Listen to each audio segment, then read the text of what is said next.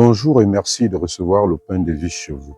Après le départ tout triste du jeune homme riche, Jésus disait donc à ses disciples, « Amen, je vous le dis, un riche entrera difficilement dans le royaume des cieux. » Et il ajoutait, « Il est plus facile à un chameau de passer par un trou d'aiguille qu'à un riche d'entrer dans le royaume des cieux. » C'est alors que les disciples, très profondément déconcertés, comme nous dit l'Évangile, demandaient à Jésus, « Mais qui donc peut être sauvé ?» Comme réponse, Jésus leur dit, « Pour les hommes, c'est impossible, mais pour Dieu, tout est possible. » Jésus nous révèle alors que le salut est un don de Dieu.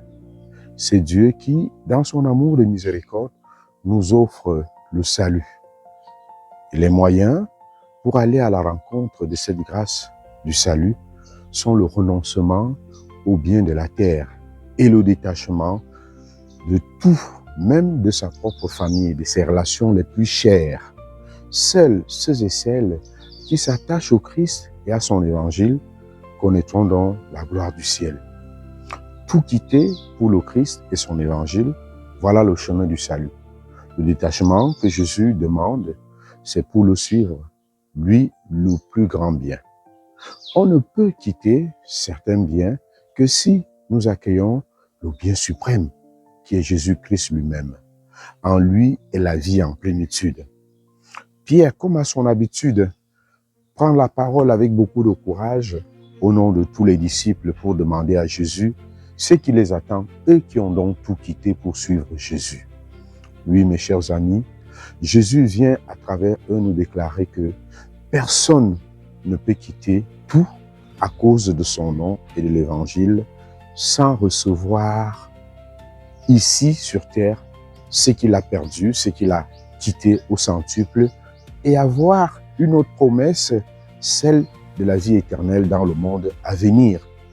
Mes chers amis, il nous faut donc tout quitter pour tout gagner dans le Seigneur ou avec le Seigneur. En lui est la vie. Si nous nous dessaisissons de cette vie, alors nous la gardons auprès du Seigneur. Il a dit, qui perd sa vie, la garde, mais qui veut la conserver, la perd. Puissions-nous donc aujourd'hui chercher les voies et moyens, par l'intercession de la Vierge Marie, à nous engager fermement, à nous attacher fermement à celui qui est le plus grand bien pour gagner tout en lui et par lui. À tous et à chacun, nous souhaitons une très belle journée.